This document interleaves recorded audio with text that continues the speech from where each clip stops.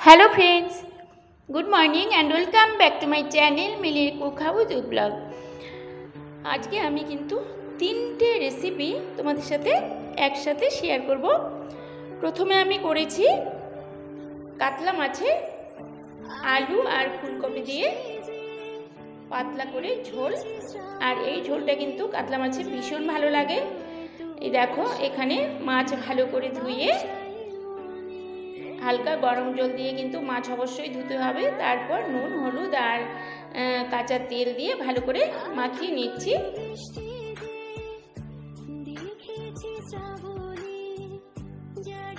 এই মাছের মধ্যে যখন নুন হলুদ দেবে তখন কিন্তু একটু তেল দিয়ে দিলে খুব ভালো, মানে তখন ভাজার সময় কিন্তু মাছ ফুটবে না।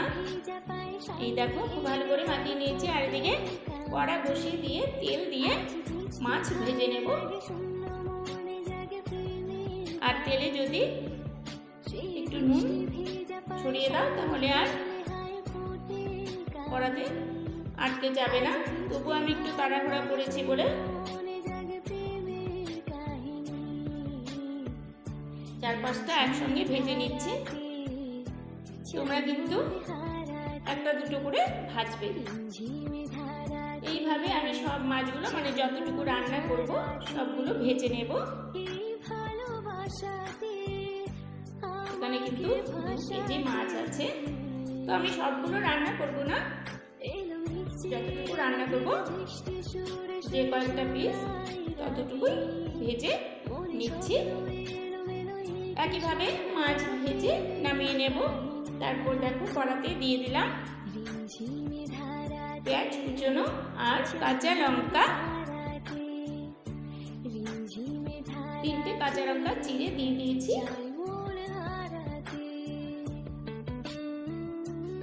পেঁয়াজ খুব বেশি লাল করে ভাজবো না। আর একটা কিন্তু তেজপাতাও দিয়েছি, আর একটা টমেটো টুকরো করে কেটে দিয়ে দিয়েছি। আর ঝোলটা কিন্তু আমি হালকা করেই করব। আর এখানে আমি আলু আর ফুলকপি আগে সেদ্ধ করে রেখেছিলাম। আর ফুলকপি তো অবশ্যই সবসময় ভাপ দিয়ে নিতে হয়। তো আমি কিন্তু মানে আলুটা ভালো করে সেদ্ধই করে নিয়েছি আর ফুলকপিটা ভাপ দিয়ে নিয়েছি। দিয়ে দিলাম, এবার দিয়ে দিচ্ছি হলুদ গুঁড়ো, ধনের গুঁড়ো, জিরের গুঁড়ো দিয়ে দিলাম, স্বাদ মতো নুন, সব একসঙ্গে দিয়ে দিয়েছি।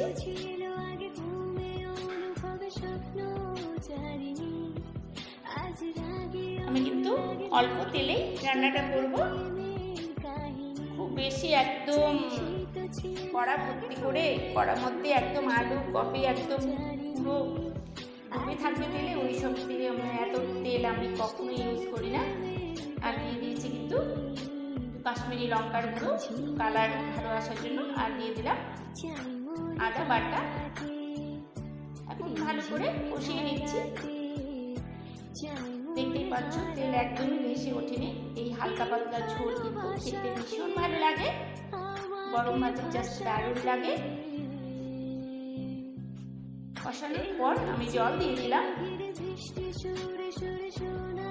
জলটা ফুটে উঠলে ভেজে রাখা মাছ দিয়ে দেব। মাছ কিন্তু দেওয়া হয়ে গেছে, সেই ভিডিওটা স্কিপ হয়ে গেছে, সরি, কিছু মনে করো না, স্কিপ হয়ে গেছে। মাছ দেওয়ার যে ভিডিওটা সেটা স্কিপ হয়ে গেছে। তারপর আমি গরম মশলা দিয়ে দিলাম 1 চামচ, আর লো টু মিডিয়াম ফ্লেমে রান্নাটা করে দিলাম। তাহলে কমপ্লিট হয়ে গেল কাতলা মাছের হালকা পাতলা ঝোল।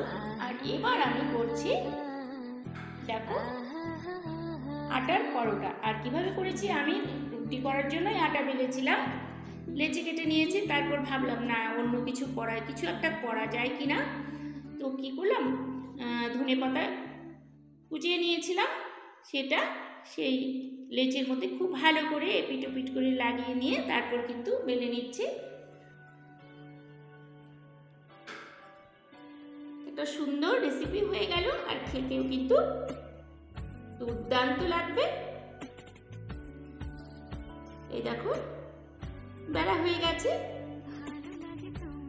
এদিকে আমি ফ্রাই প্যান বসিয়ে দিয়েছি আর উল্টে পাল্টে সামান্য তেল দিয়ে ভেজে নেব। এটাকে ধনেপাতার পরোটাও বলতে পারো, একটু অন্য ধরনের, খেতে কিন্তু ভীষণ ভালো লাগে। এই দেখো সামান্য সাদা তেল দিয়ে ভেজে নিচ্ছি। এই পরোটা কিন্তু এমনিও খাওয়া যায়, আচ্ছা সবজি দিয়েও খেতে পারো, টমেটো কেচাপের সাথে খেতে পারো, আর উপর থেকে একটু বাটার লাগিয়ে নিয়েও খেতে পারো, একটু সামান্য নুন ছড়িয়ে দিয়ে। দেখতে পাচ্ছ কতটা বিউটিফুল লাগছে, আর খেতে কিন্তু দুর্দান্ত হয়। আমি বেশ কয়েকটা এভাবে ভেজে নিয়েছি। প্রথমে তো মানে রুটি করার জন্য যে লেচিটা কাটবে আটা মাখিয়ে, সেই লেচিটার মধ্যে এপিট ওপিট করে ধনেপাতা কুচনো লাগিয়ে দেবে, আর মেয়েকে খেতেও দিয়ে দিচ্ছি। আর এটা আমি একটা আলু ঝোল করেছিলাম।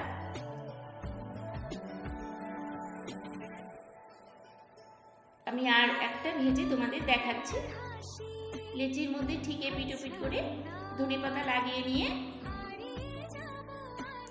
অল্প সাদা তেল দিয়ে ভেজে নিলেই পেয়ে গেল ধনেপাতার পরোটা।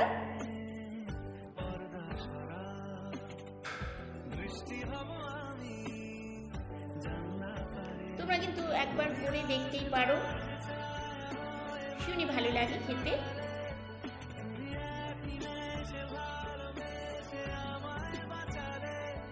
তাহলে দেখো কত সহজে ধনেপাতার পরোটা করে নিলাম। তোমরা কিন্তু বাড়িতে অবশ্যই বানাবে। এই দেখো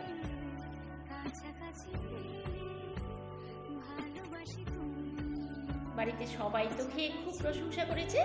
তো তোমাদের কেমন লাগছে এই ধরনের ধনেপাতার পরোটা, তোমরা কিন্তু অবশ্যই কমেন্ট করে জানাবে। তারপর করছি বেগুনি। আর এখানে ব্যাটারটা তৈরি করেছি চালের গুঁড়ো, বেসন, সুজি,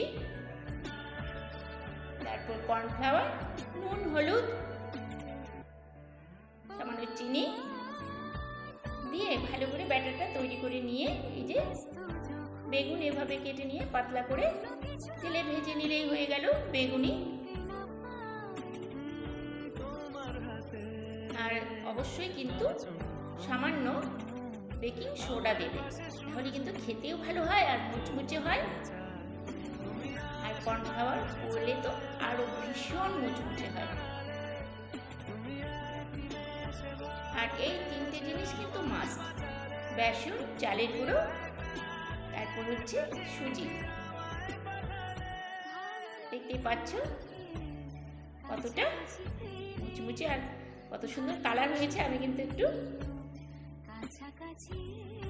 রেড চিলি পাউডারও দিয়েছি, আর লঙ্কা মানে ঝালটা খেতে চাইলে বেশি করে কাঁচা লঙ্কাও কুচিয়ে ব্যাটারে দিতে পারো। তাহলে কত সহজেই তৈরি হয়ে গেল তিনটে রেসিপি একসাথে। কাতলা মাছের ঝোল, তারপর ধনেপাতার পরোটা আটা দিয়ে, আর হচ্ছে বেগুনি। তো কেমন লাগলো রেসিপিগুলো তোমরা কিন্তু অবশ্যই জানাবে। ভালো লাগলে ছোট্ট করে একটা লাইক করে দিও, শেয়ার করে দিও, আর সাবস্ক্রাইব করে আমার পাশে থেকো, আর বেল বাটনটি ক্লিক করে রাখবে। তাহলে আমি যখনই কোনো নতুন ভিডিও আপলোড করব সবার প্রথম তোমাদের কাছে পৌঁছে যাবে।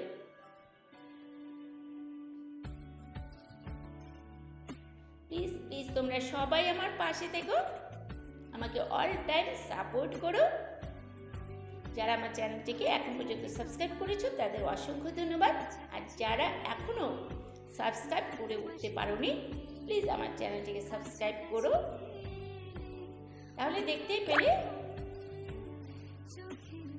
তিনটে রেসিপি একদম কমপ্লিট হয়ে গেল কত সহজে। তো আবার চলে আসবো নতুন নতুন রেসিপি বা ব্লগ নিয়ে। তোমরা সবাই খুব ভালো থেকো, সুস্থ থেকো আর সাবধানে থেকো।